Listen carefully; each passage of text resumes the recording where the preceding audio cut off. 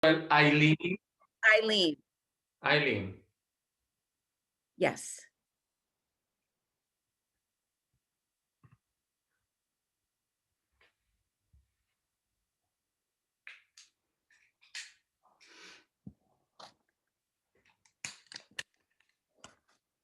Good morning. It's my pleasure this morning to welcome everybody here on behalf of the JCC Chicago Jewish Film Festival, but especially to welcome Giulio Basse, who is joining us from Italy this morning.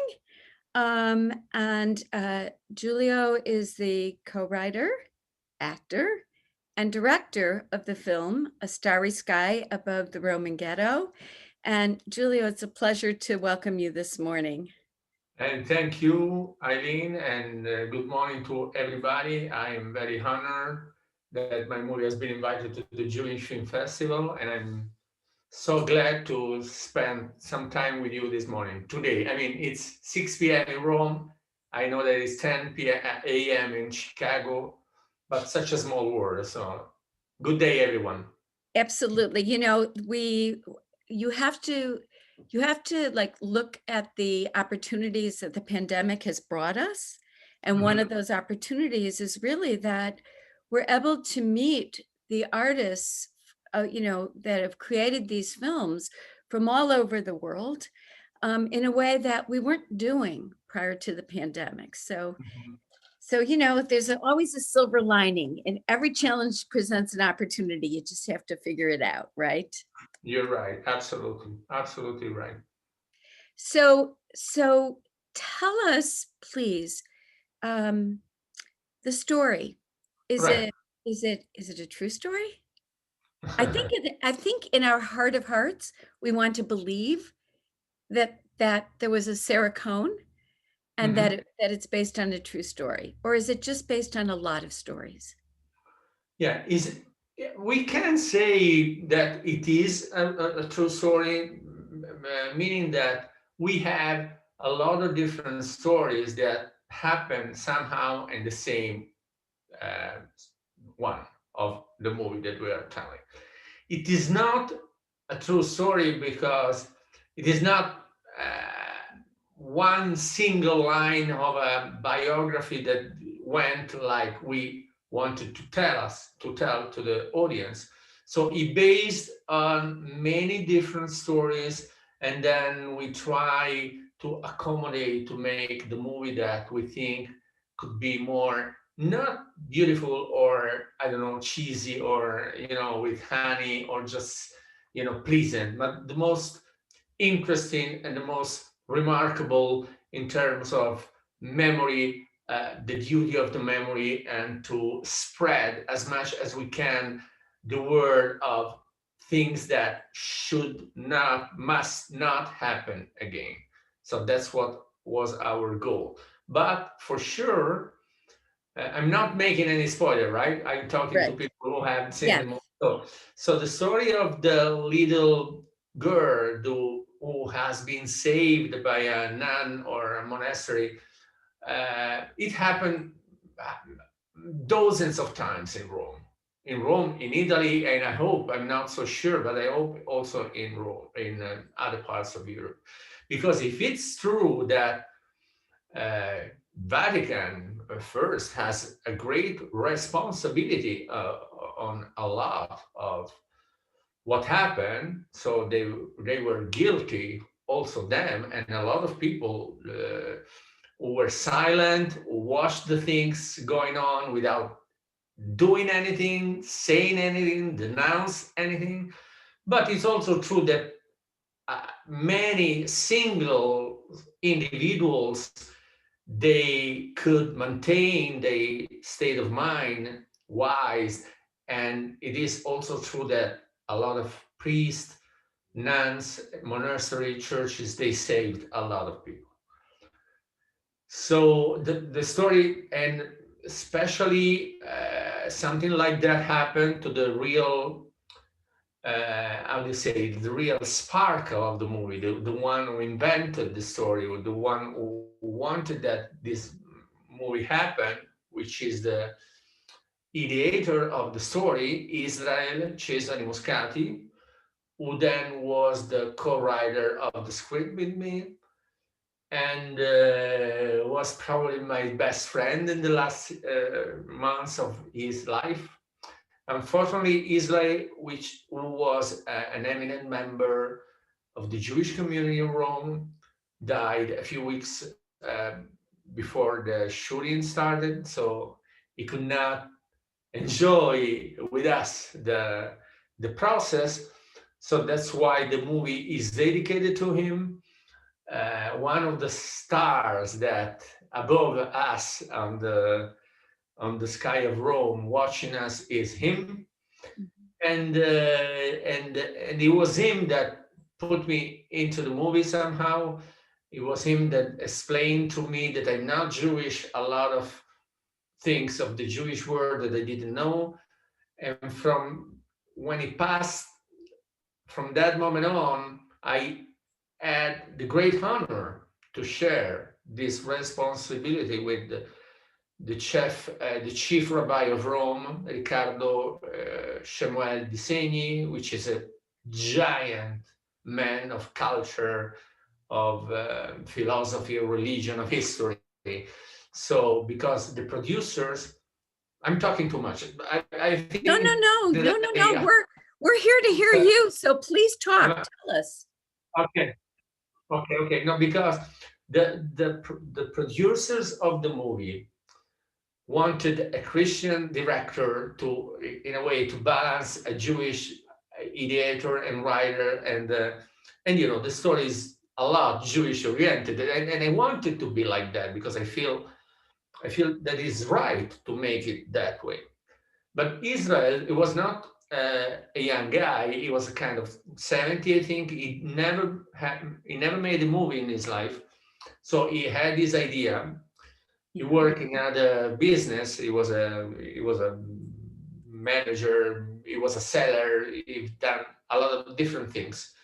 So it was difficult for a 70 years man to make his debut in movie making. So they had to choose a director who could make the story made in great partnership in a way with him. So I was honored when Rai Cinema, which is the producer, which is the greatest Italian channel in Italy, asked for me to have this. I say honor because I feel an honor to tell a story about such an important period. Means that they feel that you are kind of reliable and responsible to say right things for such a delicate matters. After 5 minutes of honor, I immediately started thinking about the duty I had, the responsibility to make it think right and to tell the story in a proper way. So from that moment on, I met with Israel, and we were kind of inseparable for months because it was a volcano of ideas. He wanted to put in a movie everything, all his world, the words around him, his family, his history, his past, his missed one, the people he lost during those periods. Of course, it was impossible. I tried to make a little of everything, but the great idea that Israel had, and I'm happy that people seems to understand it. It is that, as you say before, Eileen, when we were talking just a few moments before this discussion public, the modernity of the movie. Well, it's not just about Holocaust. It's not just about Shoah. It's not about the war. It's about, of course, that is an important matter of the movie, but we wanted to move forward and to have a positive approach, a creative approach, uh, um, um, a piece of uh, history that try to make the young generation, the next generation, to transform that in something useful for their generation and for the generations to come. That was his idea, and I think it was a great idea. and I hope that I served it well. Well, I think, so I did a little reading about you, and I know that you have a PhD in like the history of cinematography, but also in theology. Yeah. So I wasn't surprised that he chose you to co-write and to be a part of this project. Mhm. Um, you know, I have to say that watching the film, and as you're watching these young people and they're interacting, and of course, that they're young and they start to see one another as possibilities of like having relationships um and I just like I was conflicted in my own heart, like what do I want to happen? Do I want them to see each other as possibilities or do I not? And um and i i i love the line in the film where the young man says to the woman, you know um it can't be possible for me. It can't be possible for me because I'm at the long I'm it's a line. And I wondered, I don't know so much about Italy and the Jewish community. To be honest, there haven't been so many films um about Holocaust in Italy, frankly, or even more modern films about like the intersection of the Jewish and Catholic communities.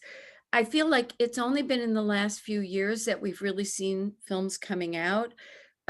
Last year we showed the film Syndrome K, which talked about how um, the saving of Jews, in the hospital in Rome, and only because somebody created this Syndrome K and said, "Oh, you don't want to go into that ward, but that's a contagious ward."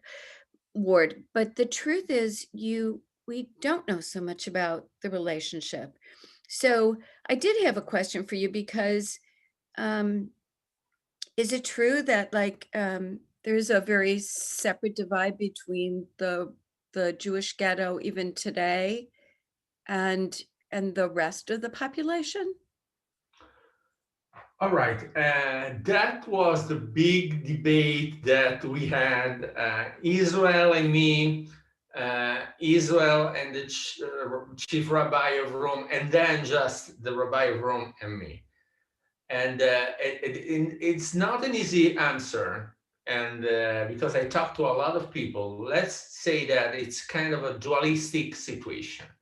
Because first of all, in Rome, even who's not Jewish, I'm not, but feels that Jewish people are our oldest brothers, and we respect them, we love them, and we're just part of one single community. In fact, Rome is the ancient community, the ancient Jewish community in the world, beside, of course, Jerusalem. So we were born together in a way. The city is ours. It's not just ours or just yours or just theirs. It's just, we live together. It is also true that Rome has a ghetto, let's call it like that, which is beautiful. I don't know who is come to Rome, but it's right in the center of Rome. It's one of the best places in Rome.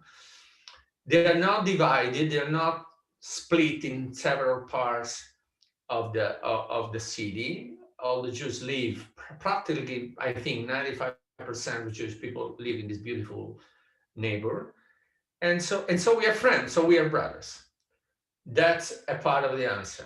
The other part is that when I kind of dig a little bit in the thing, answering to my kind of my age people who had children in the age that I had. They are the children Mhm. of the movie. Two of them, they are in the group. Two of my kids are in the group of the young people. So we're exactly, that age. And in fact, when I ask, did you care if your daughter, if your son go and marry not a Jewish girl or boy, in that case was not so easy to hear a simple yes. It was also yes, but I'd rather not, I think not, it would not happen anyway, or yes, somebody say yes and stuff. But I mean, so it was a debate, and the movie, and I'm happy about what you say, Eileen, that you questions yourself during the movie, Mhm. what I wanted to happen. Uh, I tried to not to make a dogma of anything, or that to make a rule on anything, or to say that is the truth and stop, do not talk. uh, I try to put questions to the viewer. I kind of challenged the viewer to have his or her own idea about the movie and about what could be the right thing to do in this case. In fact, I like the scene in which the young people, they are talking about their experience, what means to them to be Jewish, or what means to them to be Christians, or how the Mhm. Christians observe the Jewish and vice versa. That was important. So to make an answer, a short answer, we love one each other, Jewish and Christian room. We are friends one each other. Still, that is small walls that we could break. And in this movie, I think that helps a little bit also this line of ethics, politics, whatever you think we could call that thing. Yeah. So were the young actors themselves, were they a mix, Jewish, not Jewish? Were they did Jews portray Jews? Did Catholics portray Catholics, or did you mix it up? I mix it up.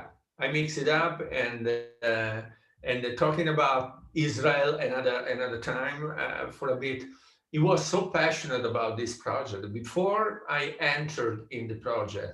When he still tried to make his first movie for I don't know, probably 2 years, 3 years, he had kind of workshop, laboratory, a studio with young actors, and they rehearsed the scene of the movie repeatedly along the years, trying to make it psychologically. So he raised a few actors and actresses, and of course, I consider them when I tested, when I rated all the actors. So a few of them are in the movies. For example, the superior of the school, the woman that is the Mhm. superior of the Jewish school, or the nun, the young nun, the one who became at the end the old nun who is telling us the story, the young nun who fell in love with a Jewish guy, etc., and somebody else. And so they are mixed. Then I read with a lot of actors. Of course, I didn't care about religion or stuff. I did care about, talent, let's say that, or what kind of commitment the young actors could have to this movie, because this was very important for me, and that's how the casting process was. Can I ask you, how did you come up with, so like for instance, um, why why was the father conductor? What would of what importance was the music? I mean, I know what the music did for the film, for the from a viewer's perspective, what music brings to a film. But how did you decide to make the father a conductor? And and you were the father. You play the father in the. Do you play the violin? No, I'm not. I don't play. I love the music, but I'm not playing. And the first questions again, it was already there. Israel had this idea, and I loved so much, and I even tried to expand it to make art.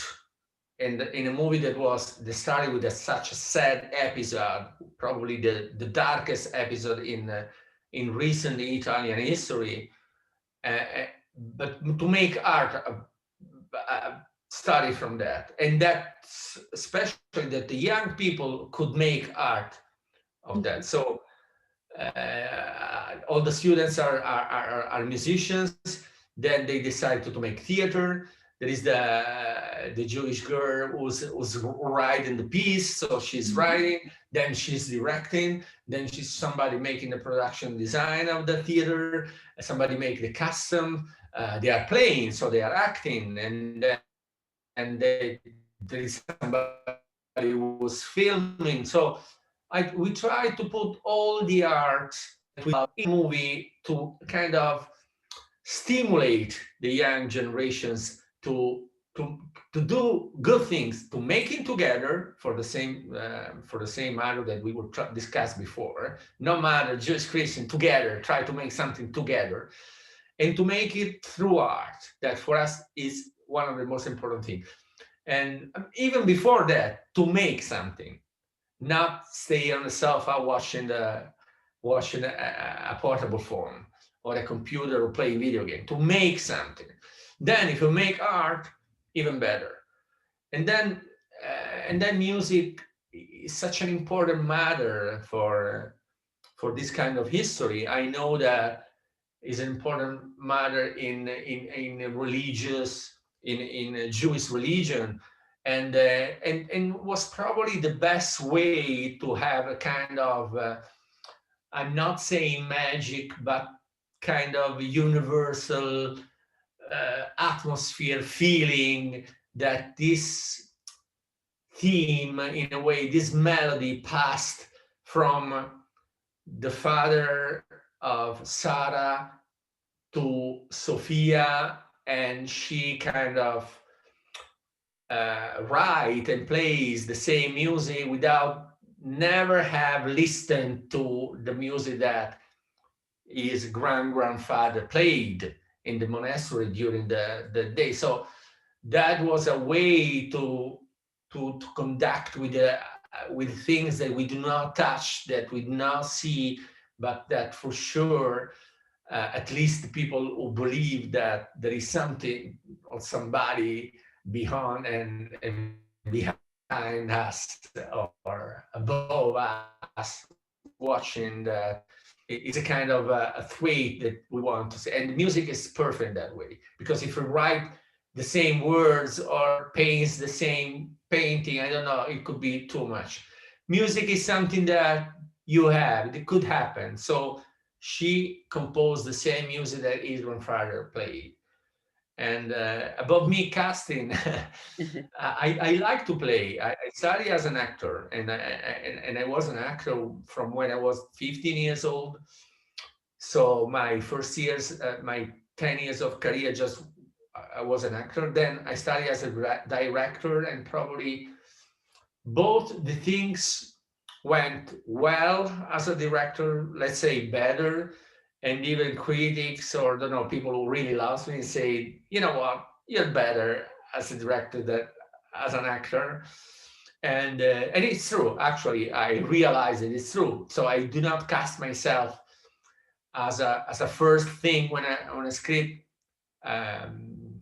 is going on, unless somebody suggested, and in this case, the producer say, you know what, Giulio, why don't you try or read? What do you think about making the father of so he didn't finish the question, and I say yes, because I was happy to play, and it was a good idea. Not only because I think that that kind of roles I could make it well. I mean,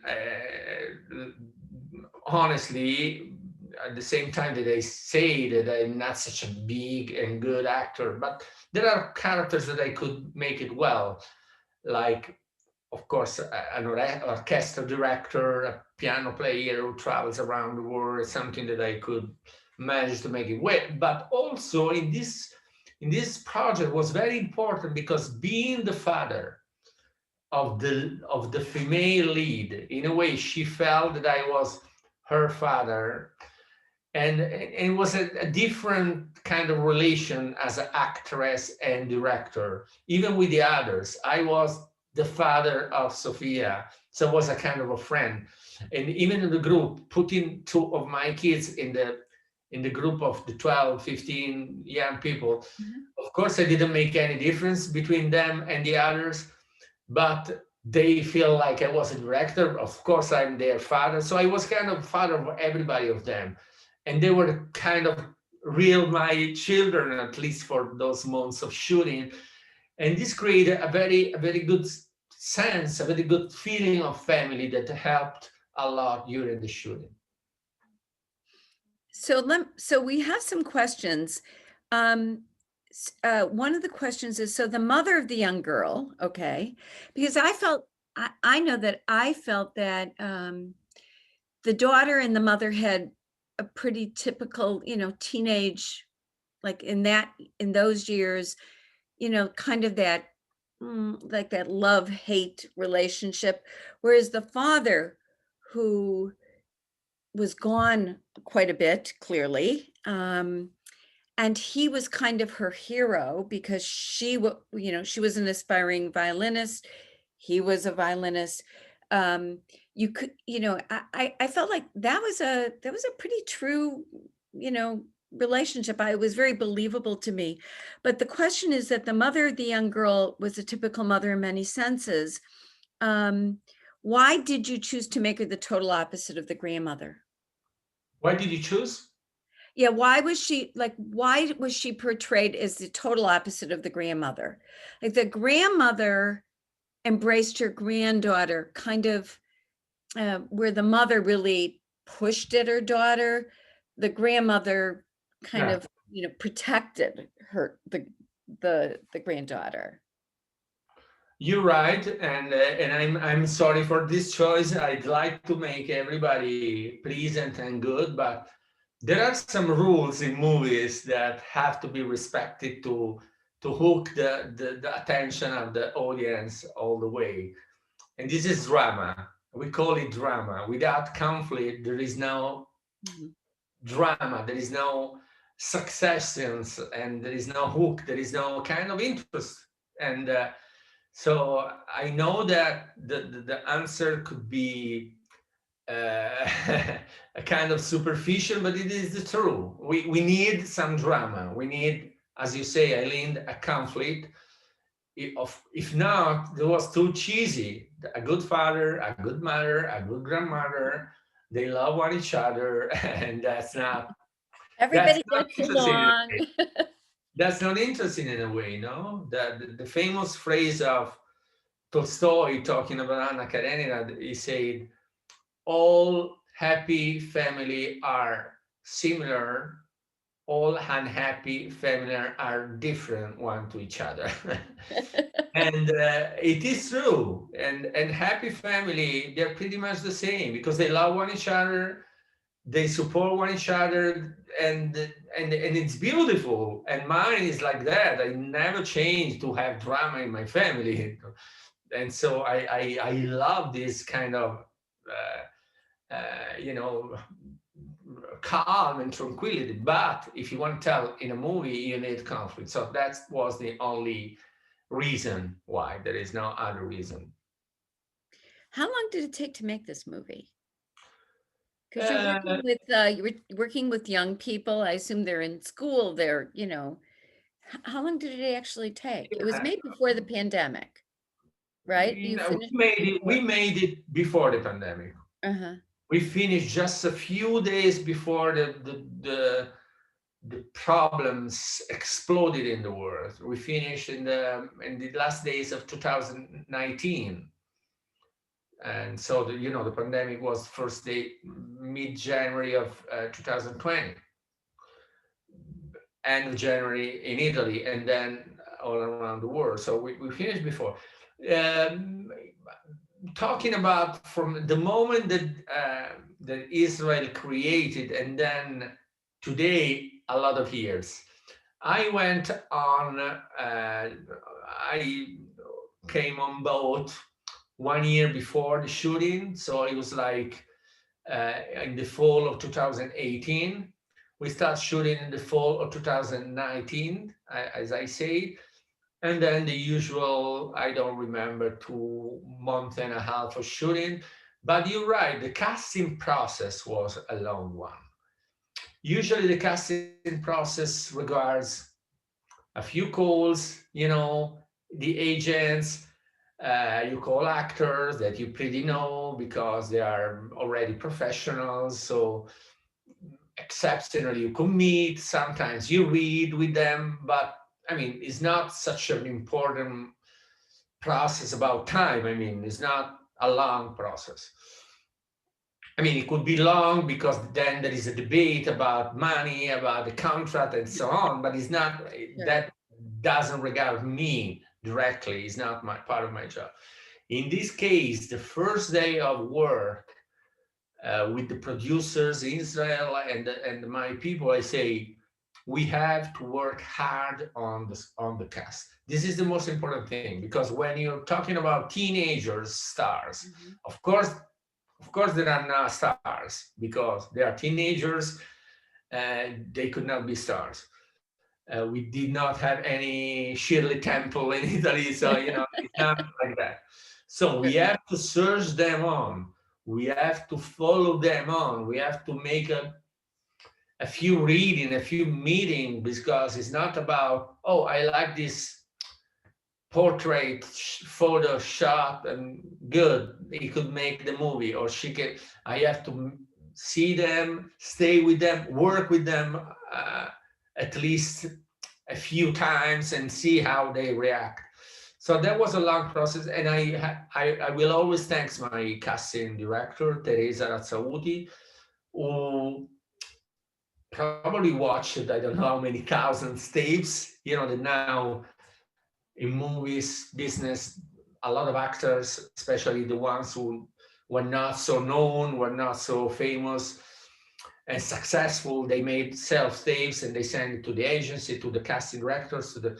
So she watched probably thousands, and the hundreds that she passed to me, they were already good. Then we have to make another selection. We arrive at dozens, and then we start reading, and then we arrive like on 12 people for the six leading, and then we decide for the six.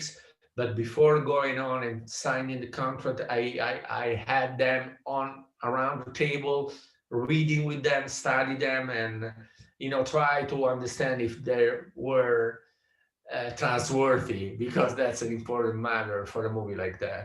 And Right. they were, and I was lucky. I was right. I never had a small problem on the set, on the shooting. Never somebody forgot a line or didn't study a line or arrived on set late or didn't show up, because it could happen with young people Mhm. who arrive, I don't know, smoked or drunk or this. They were completely reliable, perfect, great. I thank them. So we have a question. Will there be a sequel? They Um, hope. yeah, why not? Why not? Unfortunately, the pandemic stopped the movie just before the theaters, and this, I think, is a movie that could say something at the box office. It could make his voice be kind of loud because it's about young people. There is a love story. It's serious, but it's not. It's that is ironic. It's the beauty of these young fellows and girls of Rome. There are a lot of things that could make a movie successful. We got great critics. Unfortunately, it couldn't happen. So,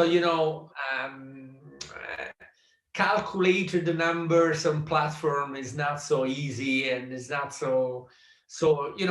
Sequel are always about success. It's not.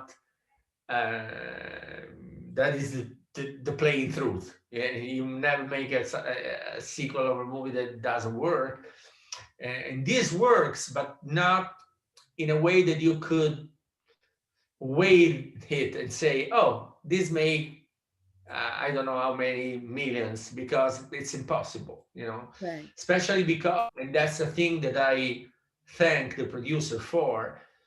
The producer, which is, I say, the greatest network in Italy, they decided to put it directly, because of the pandemic, directly on a free TV in the January 26th, that in Italy is the Memorial Day for the Shoah. I don't know if it's all around the world like that.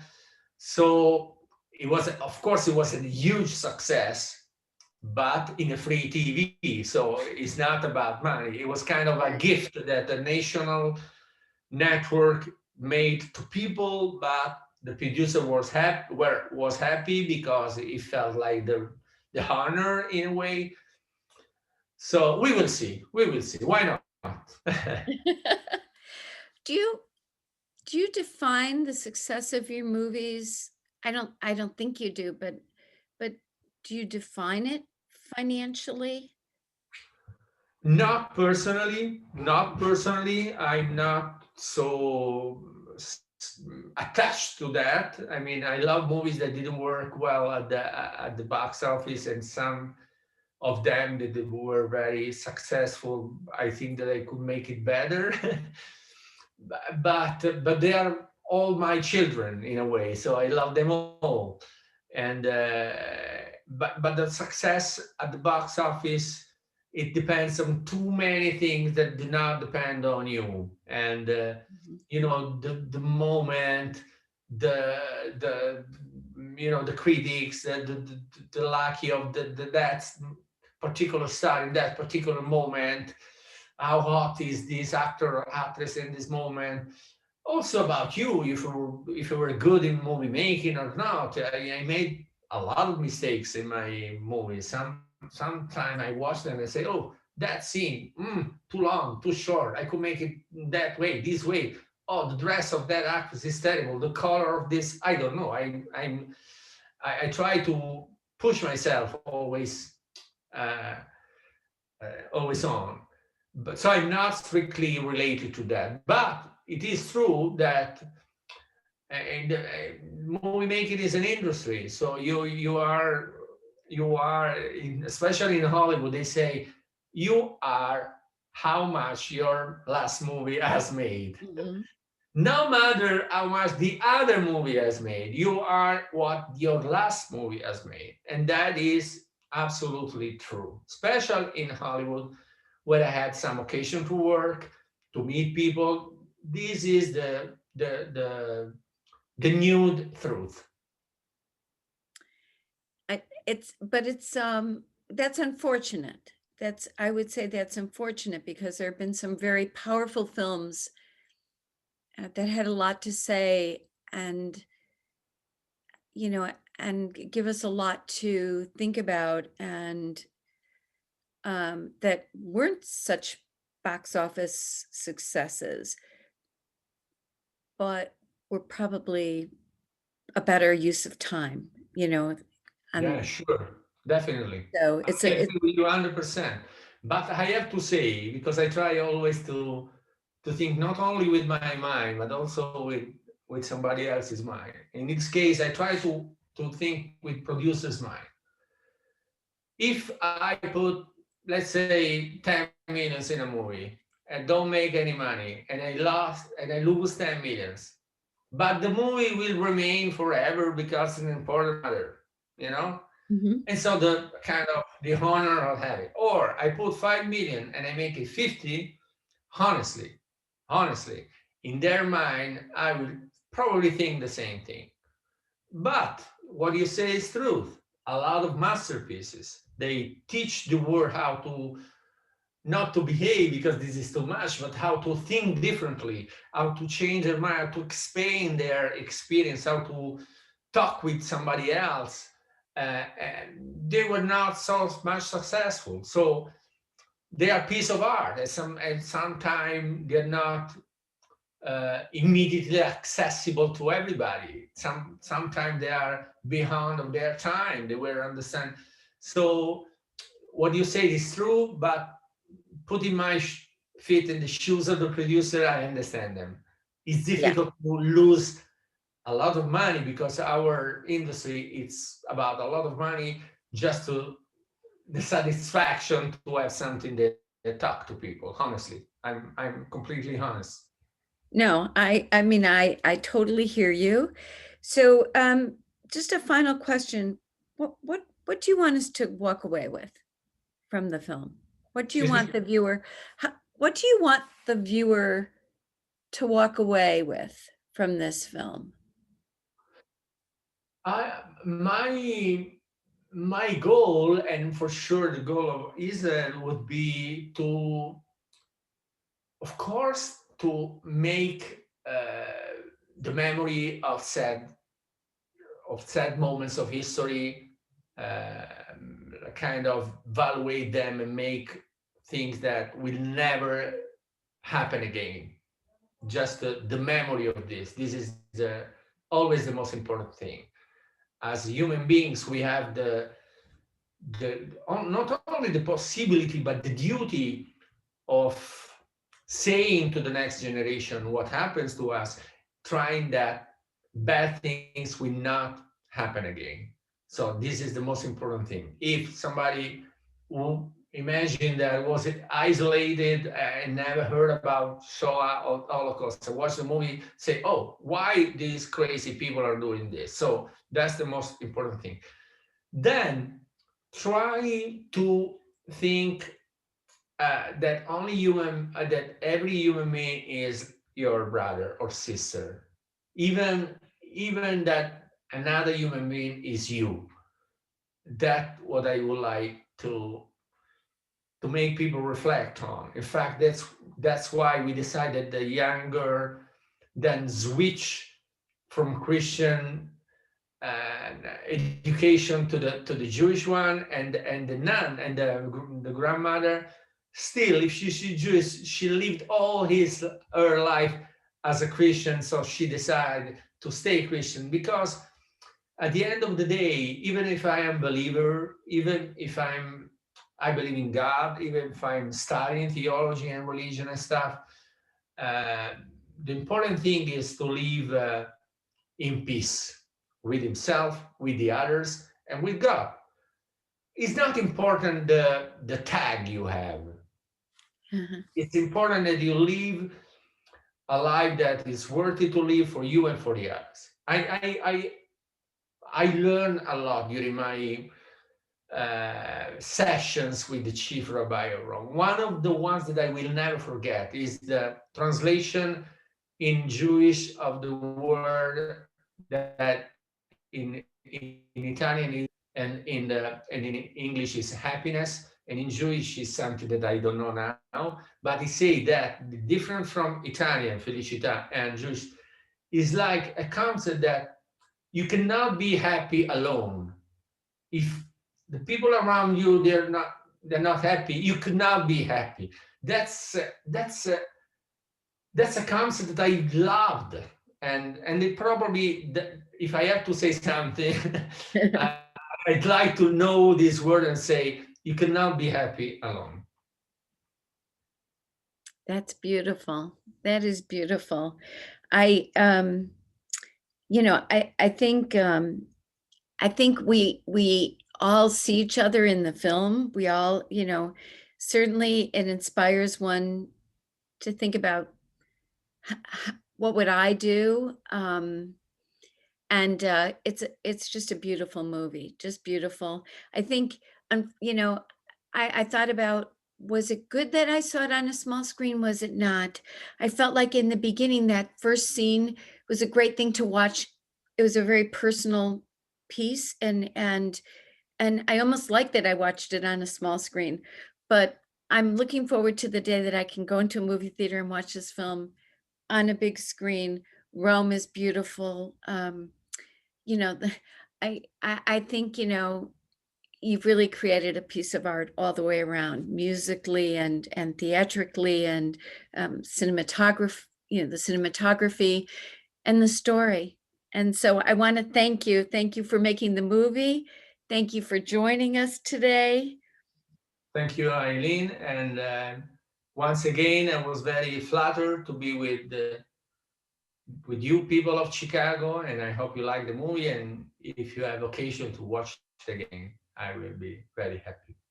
Thank you. Thank you. Ciao, ciao Arrivederci. from Rome.